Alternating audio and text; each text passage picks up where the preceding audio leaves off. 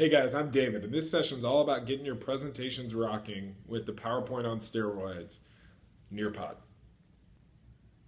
So, let's build a Nearpod.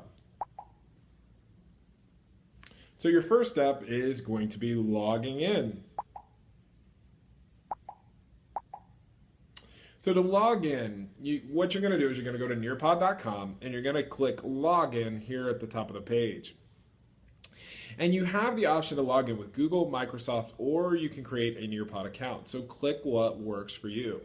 And so my suggestion would be to create a Nearpod account with your school email so that if you get a paid upgrade, it's easy for the schools to do, and you can get that paid upgrade pretty quickly.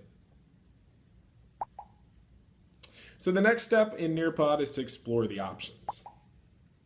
The first thing is when you open up Nearpod and when you log in, and let me say this too, is if you're going to create a Nearpod, I would log in on a computer. That's probably your easiest bet. But it has 5 options when you log into it.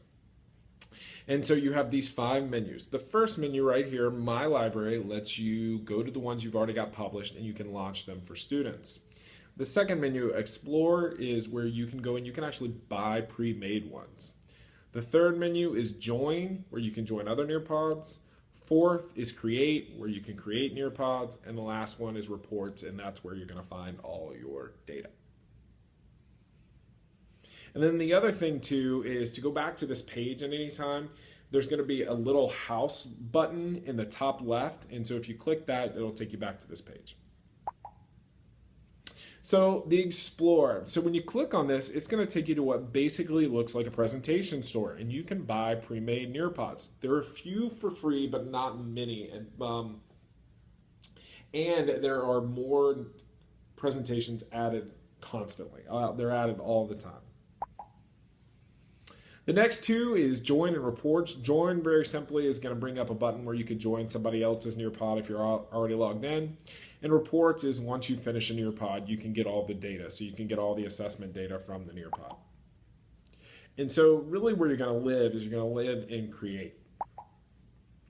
So the first steps is you want to go and you want to hit the Create.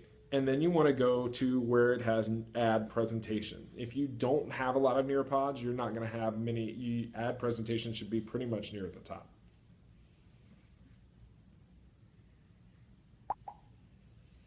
After you've done that, you're going to click on Add Slide, and you're going to click on Add Content. And there's lots of options here that you can add, but most are going to want to add a slide.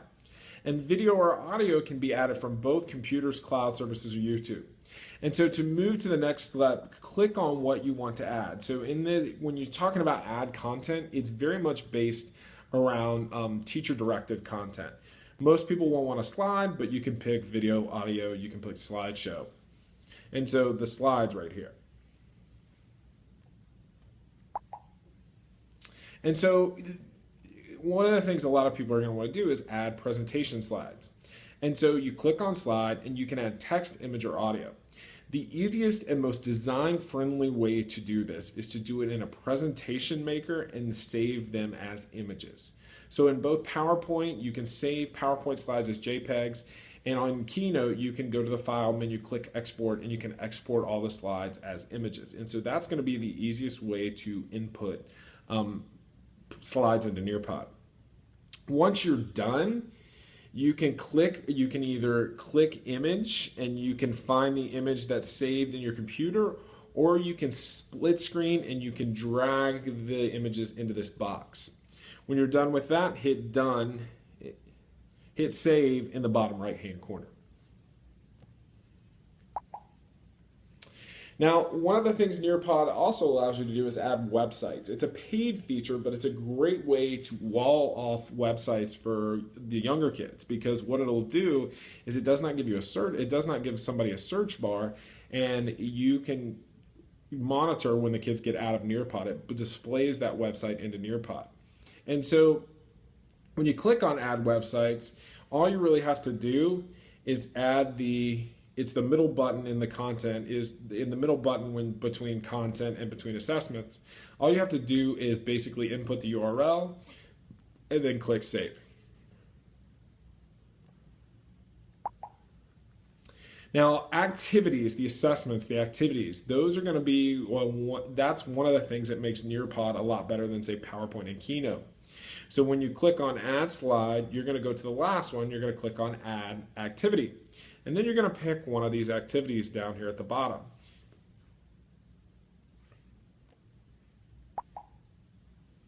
So some things to note on activities. So you've got lots of different options. You've got quizzes, you've got polls, you've got whiteboard. There's a lot of different things you can put into activities. The first thing to note is that quizzes, you can actually add questions on quizzes. And so you can actually have multiple question quizzes as one slide. The other thing to note is the whiteboard is a great activity to do all kinds of stuff with. And one of the things that you can do a lot with on the whiteboard is you can actually drag an image into the whiteboard where it becomes the background. If you leave that box blank, it's going to just be a blank whiteboard.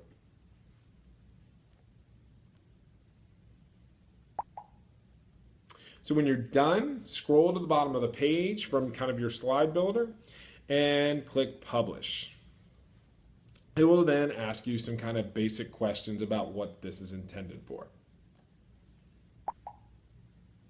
So after you publish, more menus, the More menu can become your friend. There's a lot you can do with the More menu. So when you're looking at your presentations and create, this little More menu right here has a lot in it. First off, you can launch homework, which is student directed. You can actually give the kids a code and they don't have to be teacher directed. They can work at their own pace. You can launch a live session where you go and that's the teacher directed one. You can share Nearpods with other teachers. So if you want to share your presentation with somebody else to collaborate with them, or it's a great way to go and say, I'm stuck, can I share it with somebody who knows Nearpod and they can help you that way. And then you can also export it as a PDF, which would give you notes for your website and for the future.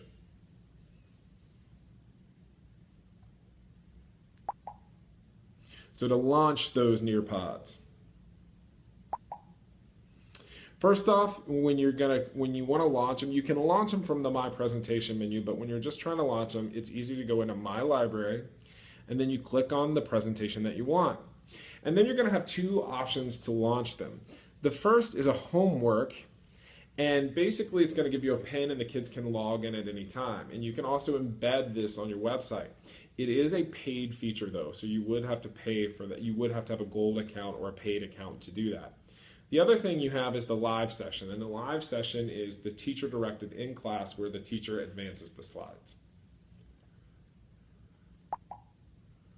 So now go launch your Nearpod awesomeness and let anybody who knows technology and knows Nearpod know if you need help.